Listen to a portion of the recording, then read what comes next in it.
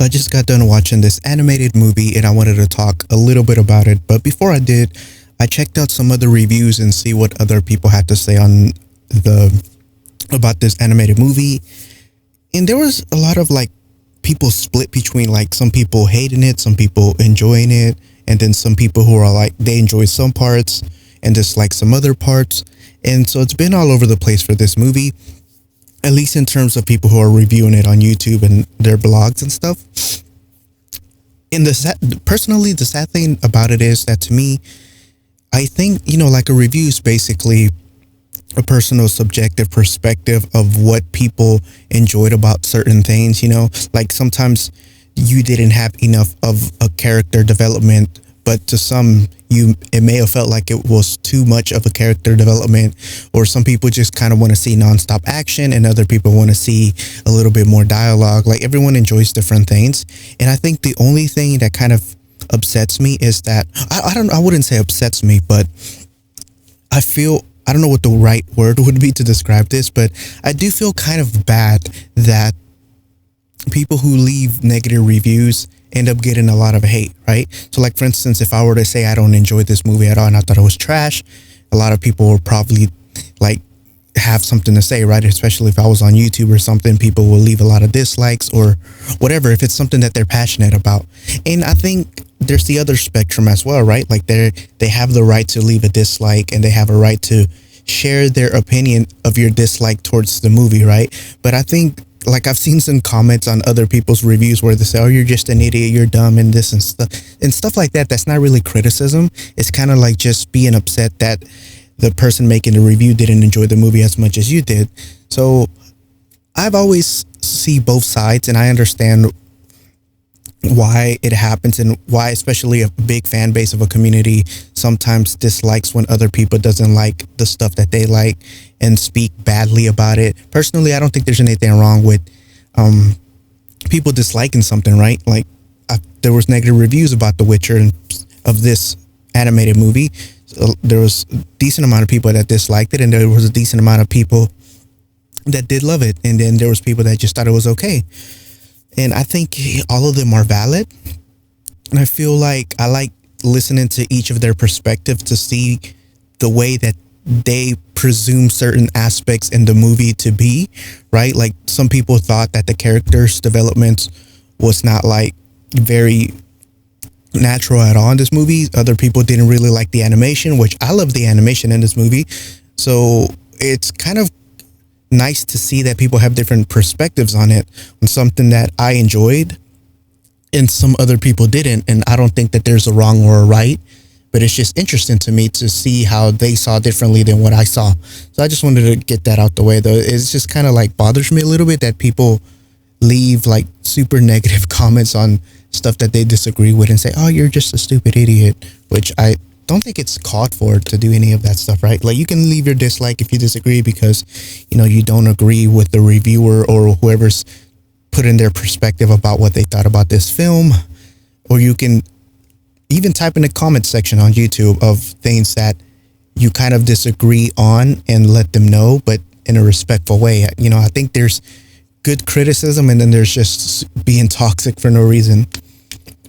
But that's my own perspective. So speaking of the movie in general, before I get into spoilers, I will let you know. That way, if you haven't watched it, you can watch it before I get to the spoiler part of it. So I'll let you know, so don't worry about that. Overall, I enjoyed the animation.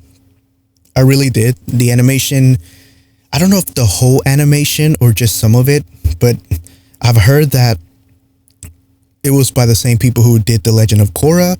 And personally, I really love The Legend of Korra, like the story and the animation. I loved everything about The Legend of Korra. But I think that they either worked on this or they completely animated everything in this movie. I don't know which it was, but I definitely did enjoy it. I know other people had problems with the animations, and I know there were certain aspects to where like there's certain parts where they use CG or something that the enemies kind of look a little bit awkward, but I never had a problem with that, being as a person who watches a lot of anime, and sometimes a lot of anime is rush. Sometimes they implement these still CGIs or different type of animation that feels out of place from the actual anime, but it's something that I've gotten used to, and it's not like it doesn't take away from the important aspects of any animated film for me, or TV series, because it's just kind of a way to either save money, save budget, or whatever the situation may be. Maybe they're running low on time. It doesn't like it's not like it happens all the time, right? Like there was a lot of amazing fight scenes in this films. There was a lot of crazy, insane good animations in this film. If you ever seen Castlevania, I wouldn't say it was at the level of Castlevania, but you know, the art style was obviously the same, but it was good, right? It wasn't terrible by any means, not even close. Like I've seen terrible animation and terrible animes that have bad art and animation, and I still love them because they had a good story, right? Like to me personally, like animation is not everything. If you really have a good story, independent, if you're really creative with how you use that artistic creativity to animate certain aspects, because sometimes things just fit together depending on how the story is and how creative you are with using what you're provided with. So personally, I thought it was good. Now the voice actors, I loved every character that voice acted in this movie. Vesemir, I think his voice, I don't know who the voice actors are, I don't look into that, but I thought it fit him perfectly well for like the personality that he had and the way that he acted and stuff. It was perfectly like suitable for that character. Like it felt really believable for it to be that character. So yeah, and the other voice actors, you know, they were fine. It wasn't like anything was terrible or felt out of place. I think every character kind of suited their own voice. So I think the voice cast for this film was pretty good. So yeah, animation, the film. One of my dislikes, I don't really wouldn't say dislikes, but it felt a little bit out of place. Sometimes it's the music. The music wasn't as epic or as awesome, like I would say, like The Legend of Korra or Castlevania or even The Witcher, the actual series, the live action series. But I wouldn't say like it was terrible, but a lot of times it didn't feel as like very impactful in certain situations. And maybe that's just a personal perspective. Well, this whole thing is personal, right? Like perspective is all an opinion. But it didn't really feel impactful in certain situations. It's not to say that it was super terrible, but it really wasn't like super amazing either. Like, you know, when you hear an amazing soundtrack and everyone's just kind of listening to it and they're just playing it on repeat. There really wasn't anything like that in this movie, which is perfectly fine. But I do wish there was a little bit better uses of music whenever it came to the fights. But that's just a small nitpick for me. I don't know. Sometimes if it was like really terrible, it could ruin the scene. I could see how that could happen. But for this situation, it didn't ruin anything. It wasn't like it was terrible. Like I said, it just could have been better in my opinion. But that's like, if there's any complaint, that's probably one of the biggest complaints I had, if anything, right? The other complaints or negatives that I will have is, I don't see it as a negative, but it's something like that I would want is I wish two things. Either the movie was longer or they were split into parts, or a series, a TV series or a animated series, whatever, instead of a film, either a longer film or a film in parts. Now I get why they did it this way, right? Like they wanted to introduce you to this character before season 2 of the live action one comes out, to get to know a little bit about the backstory, to get a little bit of information about the character. If you don't watch this, if you didn't never read the books, or if you never played the video games, which I've never had. I never played any of the Witcher games. I've never read any of the books. So I don't know how accurate any of this stuff is compared to any of the other information that is out there from The Witcher.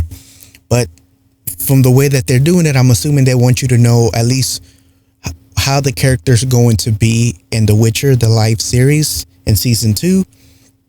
So they're showing, you know, his backstory, and they're showing a little bit about him. But what I wish is, like I said, I wish the movie wouldn't have just been one film, because I really wanted to get to know a lot of these characters a little bit more, like the love interest that Vesemir had at the very beginning, and then even at the very like mid or end, whenever they show like flashbacks, because there's a lot of flashbacks here and there. But I do wish there was a little bit more in depth connections with these characters. Like I wanted it to be longer, right? I was interested in wanting to know more about these individual characters, and I was interested in knowing a little bit more about Vesemir as he was growing up. Like, yeah, we got to see flashbacks, but not like super in depth of what was going on. You saw the choices that he made and why he made the choices that he did and why he wanted to become a Witcher. And you know, you're going through this journey of his perspective from the flashbacks until you get to the present times, but you're going through that, seeing certain things that he's been through, certain things that he wants to accomplish, the reason behind his choices and the reason the way that he is in present tense. So it's like all of that makes sense, but every little flashback that they showed and every other part that they showed of the characters that he interacted with, I wish they were a little bit longer. I wish they went a little bit more in depth. But the only way to do that is to make like separate films or to make TV series of them, so you can be able to kind of expand the characters and get a little bit more information out of them and keep like these arcs a little bit longer. Because like I thought they were good. Like, yeah, it was good that the way it is, but I want to be more invested into it because I was definitely interested in every, like the whole universe of what, like the universe of The Witcher, at least what they've shown in Netflix. I was really interested in wanting to dive even deeper than what they've shown us. It's kind of like they're teasing me without actually giving me everything, you know? And hopefully this does well so we can get more, because I do want more animated movies or series from, you know, this, The Witcher, whether it's from Vesemir. And before I get into spoilers, I'm not going to do that, but Vesemir, you know, doing certain things that can lead to the next movies or series if they plan to do any. So I definitely thought it was really good. Like, in fact, good enough that I want more of it. And I don't think it's too late to kind of go back and expand on the past and their characters, but it might be actually too late because they're probably going to just do it from where it left off. So it makes sense, right? So I just really wanted to know more of the characters. That's just me. But I guess they could do it whenever, if they make another movie or TV series of it, they could always show flashbacks of him having these memories or these visions or whatever of the things that they kind of let out or rush because, you know, they were trying to get to the actual point of this movie. So yeah, I mean, like I personally didn't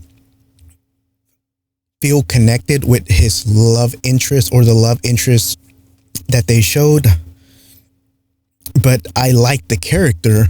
It just, I didn't, like I was barely getting to know her, I felt, and I wanted to know more about her. But obviously it makes sense that you're not able to, because this is not the purpose of this film, right? Like you're getting to know Vesemir and finding, basically the premise revolves around finding out what's actually going on and who's betraying or killing, or where are these killings happening and why are they happening and certain stuff, right? Like the Witcher's job is basically to protect humans from being destroyed by all these other monsters. So that's like the premise, and they're trying to figure out where this monster's coming from or what kind of monster's actually doing this and harming like the humans. And that's basically what the Witchers are for and why they were created. And in turn, they get paid for their service to do that by the humans. That's basically like the overall story of this film. You know, you get to go on the journey of his past, but you also get to go on the journey of trying to discover what's actually going on between like all these characters and finding out who's behind this, if anyone's behind this, or what monster it is that's up to doing all of this killings for no reason, you know. So, I mean, I would definitely say, even if you're not familiar with the series, I would say give it a watch. Definitely watch it when you have the chance, especially if you have Netflix, you know. I don't think there's a reason that you shouldn't watch it. Obviously, if you don't enjoy it, like the first 30 minutes, then, you know, maybe it's not for you. And I think that's okay. But I definitely had a good time. I wasn't bored at all. I was entertained. I was, you know, sitting there watching it the whole time, you know, glued to the screen, seeing all these characters, loving the animation, loving the dialogue between the characters.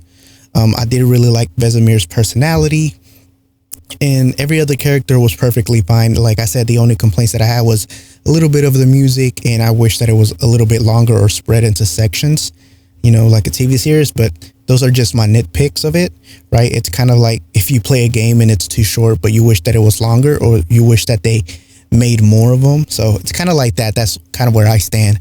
Like I said, I've seen some other people that completely hated it, and even though I don't understand why, like certain things that they said why they hated it, I mean, they're still like, they can not enjoy something if they don't want to enjoy it, right? Like that's perfectly fine. But it's just kind of interesting how like I enjoy the animation, but other people didn't enjoy it, right? So it's kind of like makes me think, well, to me that looked perfectly fine. So it's just really interesting, right? But it's still nothing wrong with it, right? So I thought it was good. I thought it was amazing. Definitely give it a watch, and hopefully you enjoyed it like I did. Now, personally, I like the actual live series better than I like this movie. It's not to say that the movie's bad. It's just, you know, the Witcher series, Netflix TV series, live action series. Yeah, I just like it better. But you do get to I think the good thing about it being animated is they can go a little bit more all out. Like they're able to seem a little bit stronger. You know how in anime you see like the fight scenes are super crazy and fast and like very destructive, compared to like in a live action series, it's a lot harder to do that, to make a fight consistently be damaging and seem very powerful at the same time.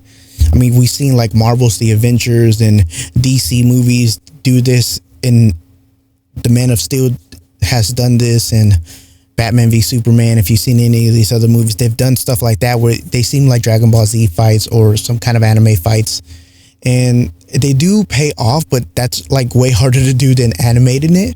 And to do that throughout a lot of the movie, it's harder to go all out when it comes to that, unless you have like a really big unlimited budget.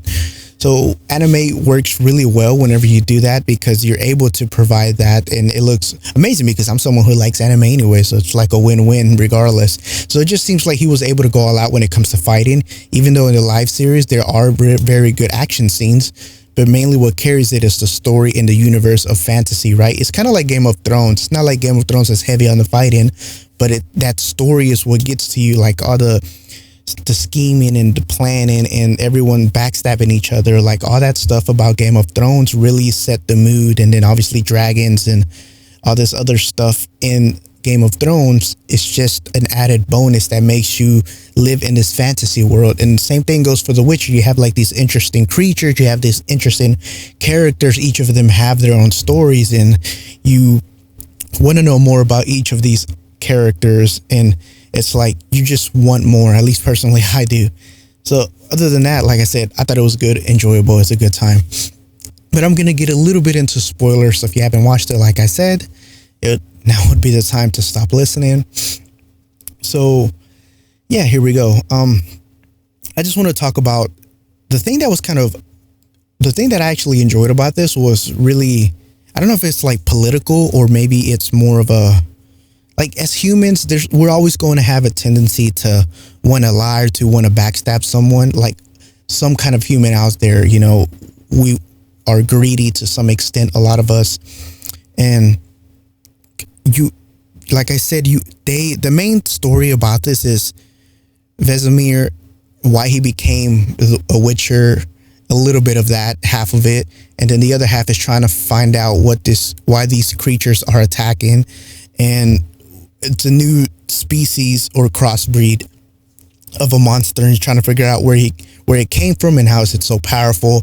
And like the Witchers are basically, like I said, they protect humans not because they want to, but because they get paid. So it's like if there are no more monsters to fight, no one's going to want the Witchers around, no one's going to need the Witchers around. So it's like, what do you do when you kill or slay all the monsters, especially if you're killing them before they start breathing?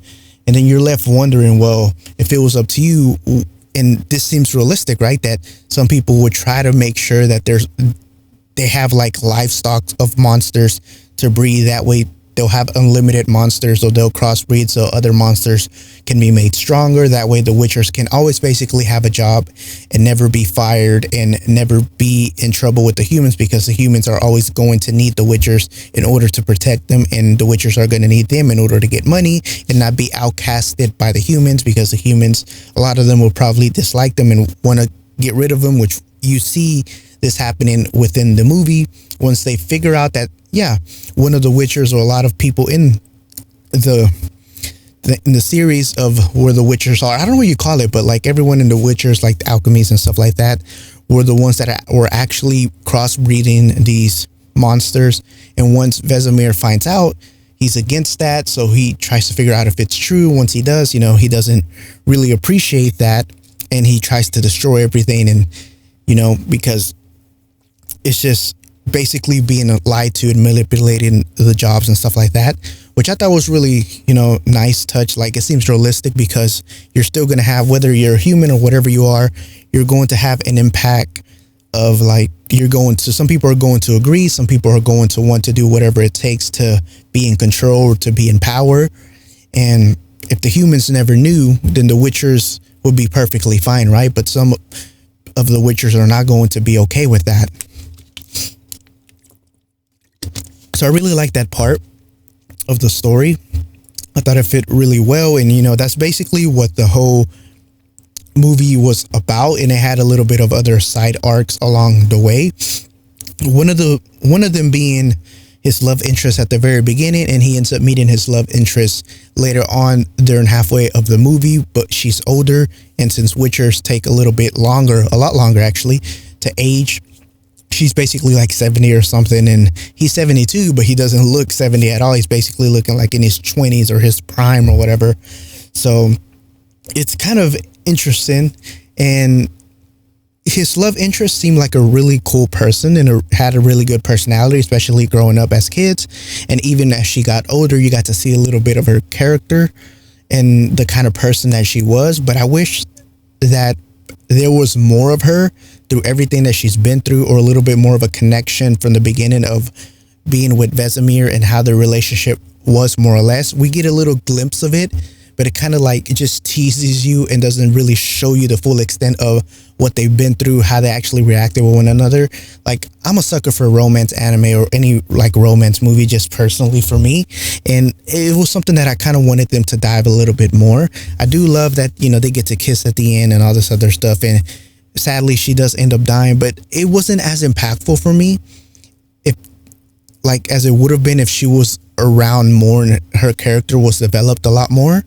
Because usually, like, in times like this, I'm a sucker for crying, like, very easily.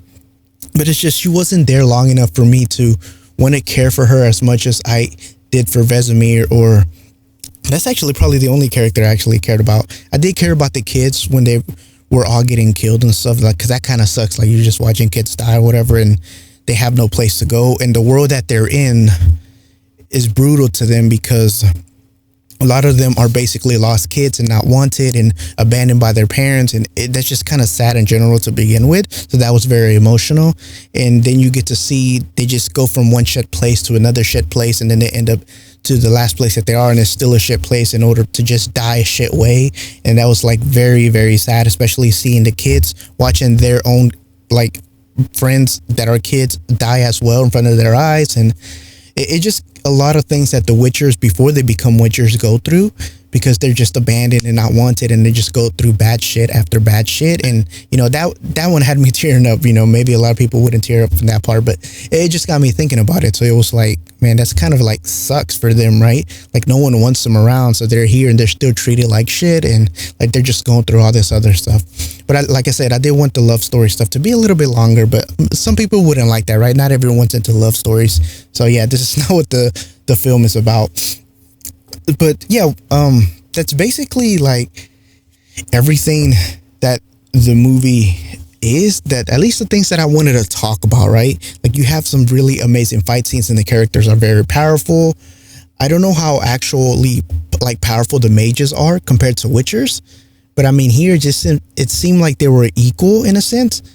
At least Vesemir, I don't know, because when the mages were fighting with the Witchers, I mean, basically all the Witchers died. And I like the cool Easter egg that they put at the very end, that probably, hopefully we get to see develop him teaching all the other kids to be better Witchers as they grow up and stuff. But I don't really want to talk about that or dive into that topic. So just want to talk a little bit, about this. And the monsters that they were crossbreeding were basically becoming like super powerful. And I actually liked the monster that they had created. Like, she had a really cool ability of like manipulating visions or illusions of how people see things, and I thought that was pretty cool. But it just goes to show you how anything can be in corruption, right? So you understand the Witcher's perspective, that they wanted to make themselves useful, so they create enemies so that the humans will hire them, because they don't want to be overrun or killed by humans, because humans basically had a war with the elves, what I assume, and it's like the Witchers didn't want to be next. But then at the same time, it's kind of a fucked up thing to do, because you're just now putting other humans that have nothing to do with hating Witchers, and you're putting them at risk and risking innocent lives and killing these innocent humans, right, for the people who are in power. So like there's bad on both sides, and you see that conflict. And it's like, obviously, even if they would have never crossbreeded these monsters, you would have been left with basically the humans still attacking eventually the Witchers, because they wouldn't want to be around something that they don't understand. At least that's what it seems like in this universe of The Witcher, that they're basically unliked by humans.